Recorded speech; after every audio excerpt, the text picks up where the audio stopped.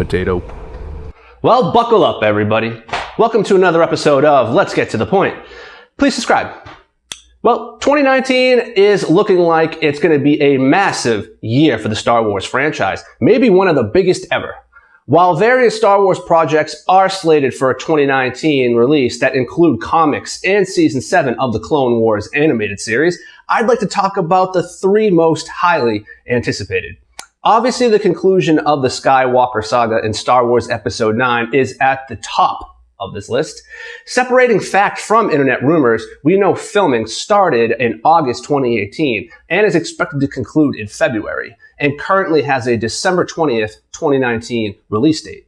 Returning is pretty much the entire cast, including Mark Hamill, but in what capacity is still unknown. The same can be said about Carrie Fisher, whose brother recently commented on how existing footage of the late actress would be used in the final film. Also, Billy Dee Williams will be returning as Lando Calrissian, along with newcomers Kerry Russell, Naomi Ackie, and Richard E. Grant. It appears Benicio del Toro will be sitting out this one. Yeah, I know. What a shame. Deal. Most importantly, J.J. Abrams has returned to direct, who I'm hoping will course correct this trilogy after Ryan should be with a Y, not an I, but Rian Johnson decided to completely ignore some story elements that The Force Awakens already put in motion. Knights of Ren. But I do not want to get too fired up about him because I could go on forever. I will save that for another time. Next, we have the live-action series titled The Mandalorian, which will be featured on Disney's new streaming service that's set to launch toward the end of the year, but no official release date has been confirmed.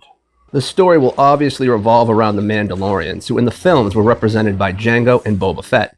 Director-producer Jon Favreau wrote the script and will serve as executive producer. While details are still scarce, we know it will take place 3 years after the events of Return of the Jedi and before the emergence of the First Order, and feature an entirely original cast, with Pedro Pascal from Game of Thrones in the lead role as the Mandalorian. The first season will be 10 episodes long, with Disney, I guess, having a lot of faith in the project because they decided to sink a reported $100 million into it. I'm very curious to see how this investment will pay off.